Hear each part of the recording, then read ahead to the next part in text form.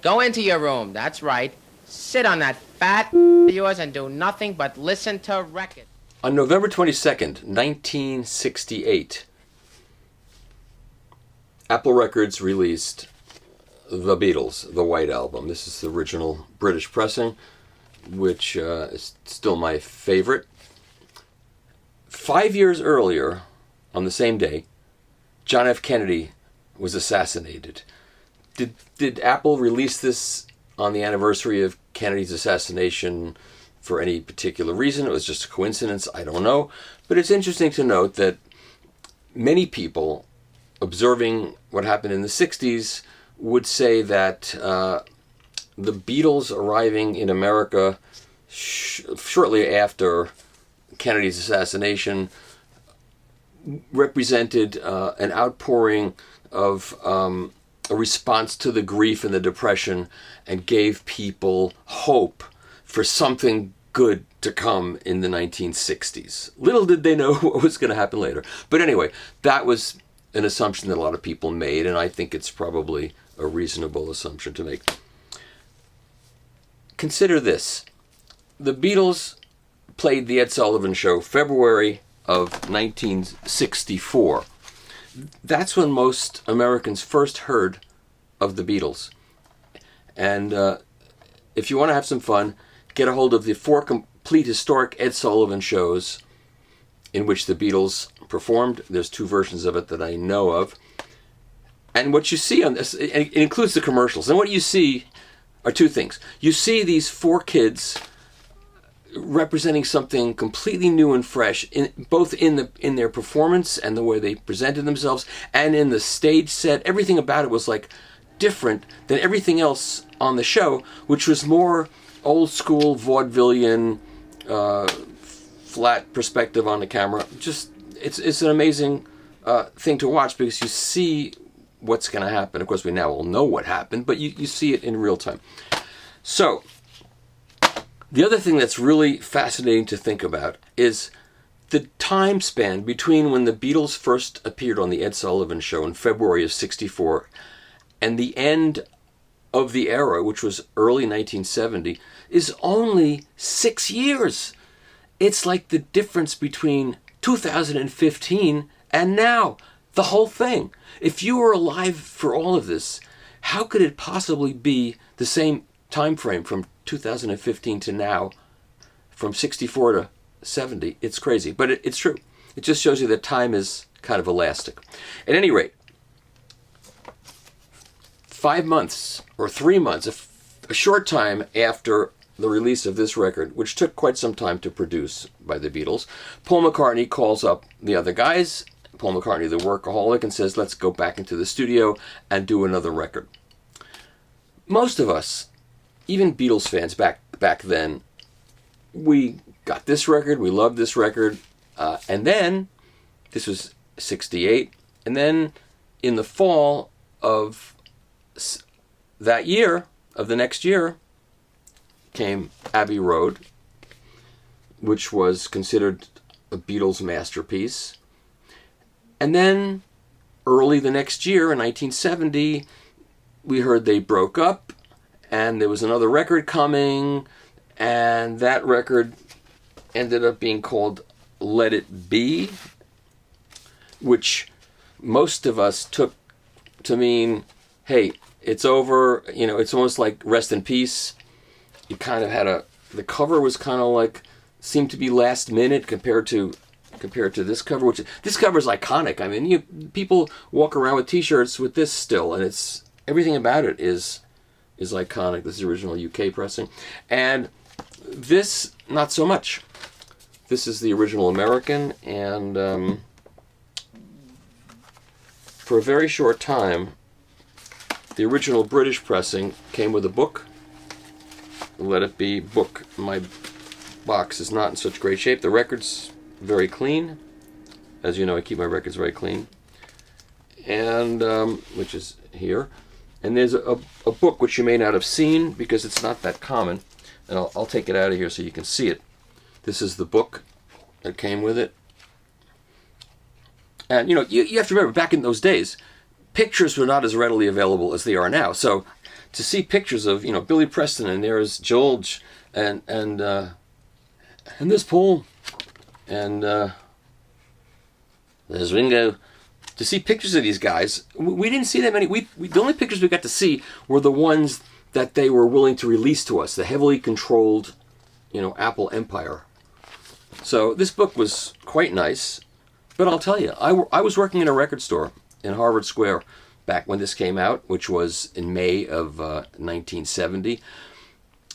The record flopped. Now, at first we thought, all right, it came out in May of 1970. All the kids have gone home already or are about to go home, leaving not that many people in Boston to buy a Beatle album. But the guy that owned the store bought hundreds of these rare boxes and put them out on the shelves. Nobody bought them. I mean, they just sat there. I bought one. I should have bought 10, but I bought one. After a few months, he had to make room on the shelves for other stuff, so all of these went underneath, and finally he blew them out for $5 a piece. You know what these go for now? Hundreds and hundreds of dollars a piece. So, as far as I was concerned, the record was a flop. Eventually, I figured in the fall, when the kids came back, they would buy the box. But they did. They still didn't buy the box for $5 a piece. Eventually, they sold. So, as far as I knew, the record was a flop, but it wasn't a flop. It actually was successful. It spawned some singles, and it was the Beatles' swan song. But as far as we were concerned, this was the last record they made, and they were produced in chronological order, etc., etc. And of course, that's not true. And we certainly know that's not true because of these two wonderful boxes that came out, one for the digital people, one for the analog people. And I have them right here. And of course, I'm not unboxing them for you because I've already opened them so I could explore them and come on here and not sound like, let me show you what's in the box. I know what's in the box. And I'm not going to do one of these pictures. I'm so tired. I'm so tired of these unboxings. The guy goes, it's like, I'm going to put this in my brain. I've never opened it. It's still sealed, but if I go like this, I'll know more about it. So, no, I've spent a lot of time with these boxes, and I want to talk about them now in great detail. But first, I want to tell you, if you haven't gotten these boxes yet, and you're planning on getting either the analog box or the digital box, which is this one, there are two things you might consider doing if you don't have them. The first thing I would suggest you do is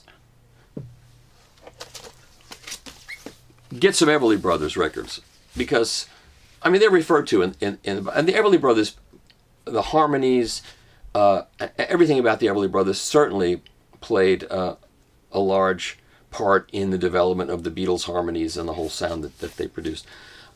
So I'll just bring these up for a second. So don't get this one. It's got 15 hits. It's not particularly well produced. However, what's good about it is it does tell you where everything was recorded and who played on everything. So, Bye Bye Love was recorded, and I Wonder If I Care As Much was recorded on March 1st, 1957 at RCA Studios, and it's got Murray Harmon Jr. and Chet Atkins, and then Wake Up Little Susie and Maybe Tomorrow, and it says, it gives you all the people that played in all these songs. Hank Garland, Jerry Bird, people you've heard of. It's good for that reason. These are the ones to get, I would say. These were done by Ace Records in the UK, and they really cared about authenticity and sound. And so these are really sound good, and these have all the hits on them, and they've got also very good annotation. There's that one. There's that one. And now you're saying, I came here to find out about the Let It Be box. What are you doing? I'm telling you, if you can get a hold of these and prep yourself with some of these at the very least. Great pictures too. And then these are good too. These are mostly re-recordings done when they signed with Warner Brothers, and these are very well recorded because Bill Porter did most of them.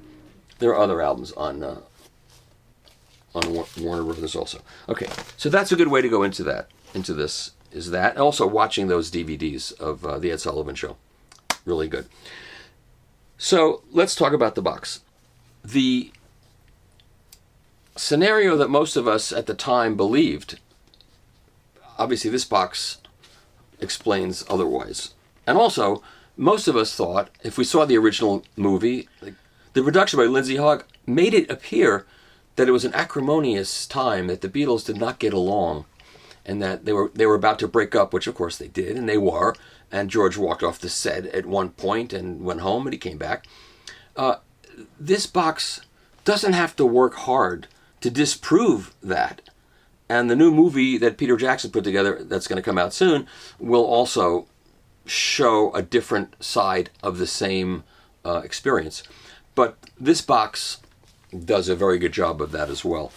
And what it lays out, and for those of us who thought these albums came out in chronological order, which most people did when they first came out, we learned that this album was actually the album that was supposed to come out directly after the Beatles, the White Album. But that's not how it turned out. And originally, the plan was, just like the White Album was, the cover of it was the antithesis of Sgt. Pepper, the point being they wanted to just wipe the slate clean of all this heavy production and records that couldn't be reproduced playing live. Not that the Beatles were going to play, well, up until this point they weren't going to play live again. The last time the Beatles played live was at Candlestick Park in San Francisco in 1966. And 3 years later, again, seems like a huge span of time, but of course, it really, 3 years is nothing. So the plan originally was the Beatles were going to record an album, play live together in a studio. So they rented this Twickenham studio, big cavernous space, and they hired this film crew to go in there and document everything, and they were going to make a movie about it. They were going to play live again. They were going to put on 3 live concerts. I mean, everything's explained in this book, and I'm not going to go through all of it, but that was the idea. And so they went in and they rehearsed. Then they moved to their own new studio. They hired Glyn Johns to be the engineer. And then at some point along the line, Ringo went up to the roof of the building and thought it might be a good idea to do something upstairs. And then they decided to perform live. And you know the story. At any rate, this box includes probably the best. The whole series has been fantastic. And I shouldn't try to make a better, good, better, and best, but I think this box set, and this book especially, is the best because it explains so much and puts together all of what is a very complicated story. If you're interested. If you're not a Beatles fan, you're going to say, I don't care about this, then I don't know why you're watching.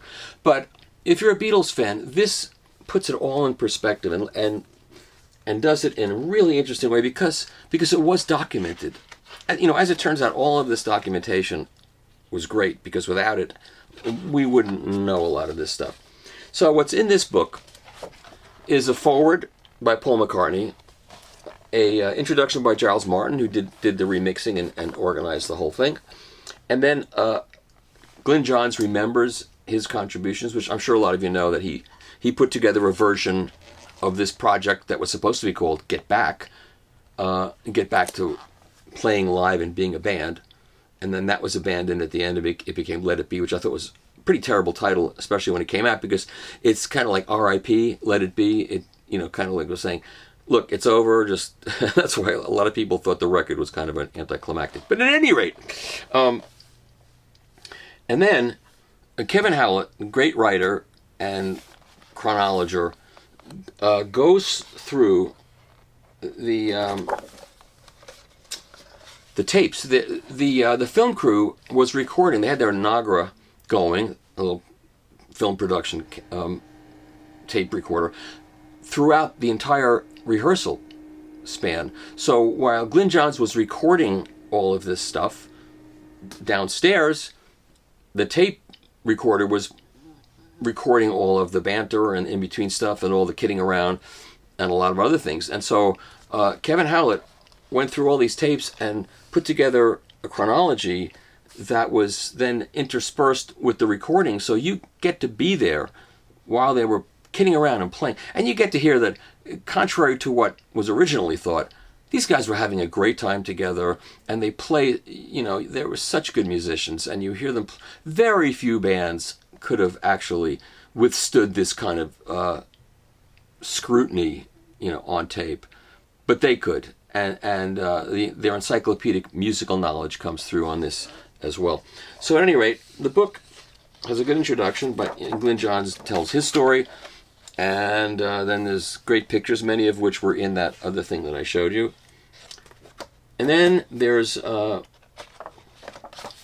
this guy John Harris writes The Myth and Reality of the Let It Be Sessions, puts it all in perspective. And I think most people reading this will go, really? I had no idea. It's not what I was thinking. And I'm not going to go through all the details of it because you're much better off reading it yourself, which I suggest you do. And then comes Kevin Howlett comes back. And what do you want to do now? And he talks about what the plans were originally going to be. 3 live concerts that they were going to do and invite their fan base, the Beatles fan club people. That, of course, didn't work out. And then how they were going to film it and why they were going to film it, why the group decided they wanted to document the performances. It's all very well laid out here. And then Kevin Howlett's track by track, which is absolutely indispensable. And it is not dry at all. It's very revealing and very useful. And when you go through this, because there were so many different takes, and the different takes ended up in so many different places, one thing you might consider doing is getting, if you have it, and if you don't have it, you should get it, and if you can stream it, the 3 double record Beatle anthologies. This is the Japanese pressing that I'm showing, which I think I could probably retire by selling these, which I'm not going to do. And a lot of the tracks ended up on 3. And it's interesting to stop, and I did this. I stopped reading as I'm reading, and they go, well, this ended up on the other version that ended up on the other take ended up on Beatles Anthology 3. So I would stop reading, and I would go pull this out and put on the track and hear it and compare it, and then now, maybe you're not interested in doing that, but if you are, it's really, it was a great experience going through it that way. So I recommend that. And at any rate, that's the book. There's so much good information in here. Anyway, that's the credits page, and you'll see so many people were involved in doing this. Jeff Jones, who was the head of Apple Corps, is involved. Project producer with Jonathan Clyde and Guy Hayden. Anyway, it's all that was done is in here, and this was a Herculean effort of historical digging, remixing, remastering, stitching together so many of the elements that were fortunately produced during the period of time that this was done. And one of the really interesting things, especially for those of us who grew up thinking, it was done chronologically. So the Beatles did the White Album, and then they did Abbey Road, and then they did this. And you see there are track listings here that show they were rehearsing The Sun King, and they were rehearsing She Came In Through the Bathroom Window, and all these songs that ended up on Abbey Road, they were rehearsing while they were producing these songs. It's, that's just like a mind, I won't use the F word, but that's what ends up happening when you read this and you realize everything you might have thought about this was not correct. At any rate, so in the box, you get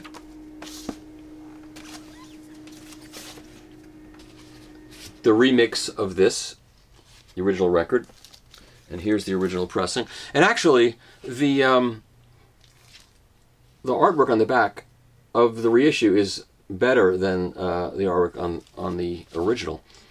As for the mix, I think it's the most to me, it's the most successful of Giles Martin and the other guy, O'Krent's work, in part because less had to be done to it.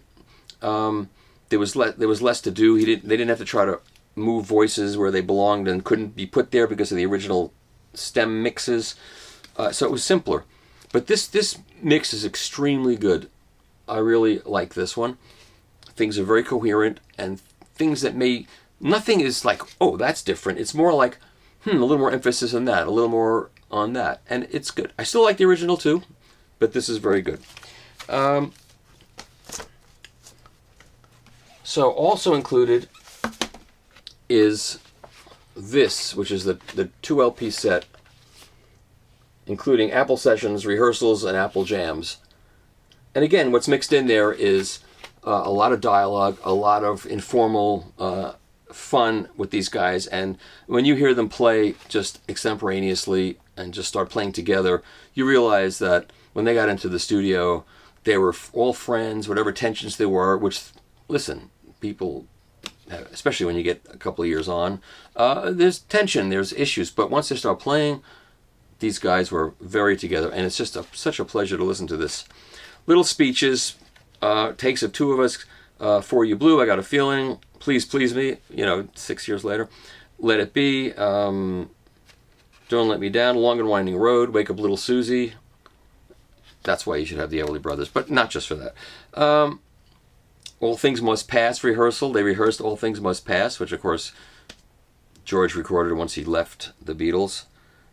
She Came In Through the Bathroom Window, Octopus's Garden, Polythene Pam, Oh Darling. I mean, it's like rehearsing for Abbey Road was done at the same time. When you think about how much stuff that they did in that period of time, it's incredible.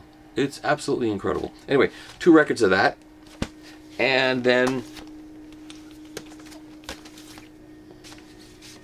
the first official release of the Glyn John mix. So what happened here is after they had recorded a bunch of songs, and the point of this production was going to be, it was going to be raw, it was going to be live, it was going to be the opposite of all the heavy production they did before. So Glyn Johns took the 8-track tape home one night and did this mix of 14 songs and brought it in and made acetates, and each guy took it home and they decided it's too raw. It wasn't what they wanted. And it is raw, but it's in retrospect, it's fascinating. I think anybody who likes this better than what came out, I don't think that's right. Because, first of all, the way the tracks were assembled, I can't say I agree with. Why would you put Let It Be and The Long and Winding Road back to back? You'd want to intersperse the mature tracks throughout the record. So this has got One After 909, one of the original old songs that Lennon and McCartney wrote. It's got a medley of that includes Save the Last Dance for Me, the Drifter song, which they do a good job with. Don't Let Me Down is on here. It didn't make it to the final record. Dig a Pony, I've Got a Feeling, Get Back, For You Blue, Teddy Boy, which Paul ended up putting on his solo record. Two of Us, Maggie May, Dig It, which we all probably think we could do without. Let It Be, Long and Winding Road, and a reprise of Get Back. It's still good to have. Glad they finally put out the real version of it. I've got the bootleg. It's not so good. And then there's an EP 45 RPM with Things Are Falling Here. I don't want them to fall. I'm sacrificing some of the pristine quality of this so I can put them on camera. It's got Don't Let Me Down, a new mix of the original version, and Let It Be, a new mix of the original single version, and Across the Universe, an unreleased Glyn John mix, and Let It Be. And this sounds fantastic. And I should say also that this is one of the best vinyl reissues. The pressing, mine was sealed, it wasn't a special pressing for me. It was perfect throughout. I believe Optimal pressed this. It was perfect throughout, quiet, and Miles Shirwell did a really good job cutting from the files, and it sounds better than the CDs. There's no doubt. And I can say that because I have the CD box right here. So I'll show you. So that's what's in the box. CD box is also nicely presented, and you get the same hardcover book as you get with the vinyl version, and all the music is enclosed this way, and you get Let It Be on one CD, and you get Back and Apple Sessions on the second disc. You get Back Rehearsals and Apple Jams on the third disc. You get the Glyn John mix of Get Back on the fourth disc. You get the Let It Be EP on the fifth disc. Yes, you could say 4 songs on a whole CD is kind of a waste, but it runs at double speed. So no, it doesn't. So yeah, but it's better to be, it's separated out the way you'd want it separated, so you have them all in a reasonable order. And then you have the Blu-ray, and the Blu-ray has a high-resolution version of the mix, and it's got the Dolby Atmos surround sound, and it's got a PCM 9624, which is great. The problem is you cannot take the file off the disc and put it in Roon or whatever music server you use. You can't do that. And I wish they would have let you do that. Why won't they let you do that? I don't know, but they don't. So you can only play this in your home theater or bring a Blu-ray player, and if you have a good one, like an Oppo, which they don't make anymore, then you can get really good sound. But, you know, a cheap Blu-ray player, having to use the analog outputs, is give us the files, man. But they don't. Anyway, but that's it. That's the box. And since a lot of people like my stories, I'll tell you a couple of fun stories before I leave. The first one is and if you've heard this one already, sorry. When this White Album came out, I was working at the Record Runner in Ithaca, New York, in my super senior year, and the owner had found out that this was coming out early in the UK, November 22nd, and he gave me the keys to his Volvo P1800 and said, drive down to Manhattan and go to this pier.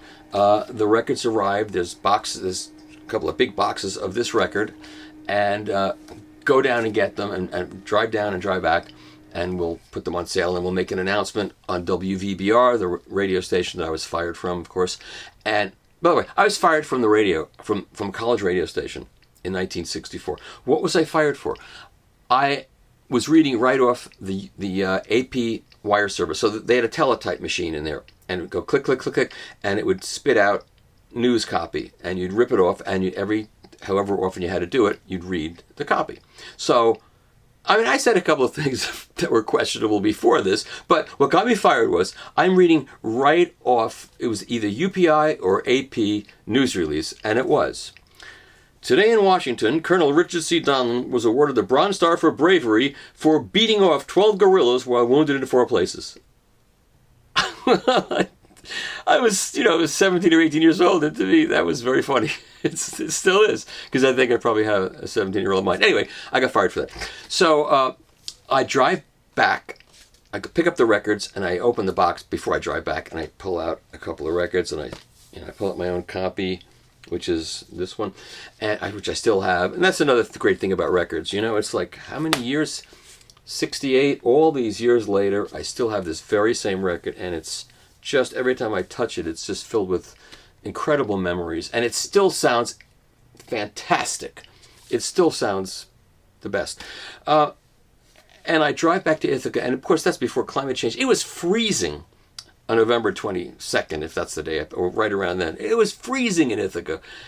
And as I get up across from the store, I see the line is out the door and around the corner by the big red bookstore, or whatever the bookstore was that was there, waiting for this record. And I pull across the street and I hold it up, and the whole crowd goes into this tremendous cheer. It's one of those things I will never forget. At any rate, and then there's, of course, this story. So this copy of Abbey Road, also, this record came out before the American version came out. And there's no comparison. The American one, if you buy the reissue, the remix, that's the one to have if you only have the American one. This is something really... I played this for a friend of mine who was coming over Friday evening. I brought it over to their place, and these are youngsters, in their 40s, youngsters. And I played this, and they were like, they had a good system, and it was like, that's a life changer. They could never heard this version. Anyway, I was just getting into law school, and the first day at lunch, I walked down to Kenmore Square, and there's a record store, and I see up the stairs. This record store used to be like a pharmacy, I guess. It was a corner store. Up the stairs, there's a point of purchase cardboard thing, and the records were sealed, and UK imports in those days were sealed, but they weren't shrink wrapped. They had a loose fitting plastic seal, because they knew in the UK that if you shrink wrapped these things, you'd ruin the covers, and you could probably warped the records because of the heat. At any rate, I saw it was an import. I didn't know what it was because it was sort of sideways. And I walk up and I see it's Abbey Road. And I bought this record. This is very pressing right here, which is still, it's incredible. At any rate, the guy that brought this record into New England Music City and Cheap Thrills, which is the record store I ended up doing radio commercials for, was a 16-year-old kid named Steve Berkowitz, who ended up overseeing the Bob Dylan and Miles Davis catalogs for Sony BMG, and is a friend of mine. And he's the one that got me invited to Abbey Road to watch them remaster the mono box set. So, if you stream your records, your music, you'll never have an experience. You'll never have this. Anyway, I like streaming, don't get me wrong. At any rate, that's this story. So those are two great stories. And that's it. That's my Let It Be unboxing. I didn't unbox it, but I went through it and told you what I think of it. I think it's a great box. Every Beatle fan should have it. Oh, one last thing. I ran into Jeff Jones, the Apple Corps head, in the subway after an event. I think it was when they launched the One DVD, or maybe it was it was the set where they released all the promotional videos. And I said to him, listen, once you finish with all of these remixes and reissues, why not go back and release the stereo versions, if the tapes are still useful, the stereo versions of the Beatles catalog, all analog from tape. You know, we know there are mistakes, there are problems, we know, on Eleanor Rigby in the original mix, you hear a voice go like that. So that's what it was. Why not start with Sgt. Pepper? Why not take the master tape of Sgt. Pepper out? It's traveled before because I heard it at Master Disc when Jeff Emmerich brought it over for a possible reissue. They mastered it for a 30th anniversary of Sgt. Pepper. They mastered it at Abbey Road, and then he brought the tape over to Master Disc, where Greg Calby was at the time working. He had left Sterling for Master Disc for a while, and they asked me to help them get a hold of a Studer deck, like the original Studer deck that was mastered on originally, and I knew where one was, and I helped them get it, and my reward was to go over and hear it. And I went over there, and so I know the tapes traveled, so I said, why not take the tape and bring it over to, let's say, the Electric Recording Company, and let them cut lacquers on their all-tube system and release a limited edition, maybe not limited to 300 the way ERC does, but a limited high-quality reissue with find a way to get the original kind of jacket, this beautiful Garrard and Lofthouse laminated jacket, and charge $300 for it, $200. People will pay it, and it'll sound fantastic. Why not do that? And he said no, because they don't want to. What did he say to me? They don't want to alienate the proletariat. They don't want to do something that's out of range of most people. But so they stopped making the mono box set, right? And now the mono box set is worth. It's a price that most people can't afford, right? And the individual records, if they're available, are also costly. And they took that out of print. Why? Someone told me it's because it was costing more to make, and they weren't making enough money on it. So raise the price. Guess what? The price of Beatles demand is inelastic. Whatever you do to the price, the demand will still. Anyway, they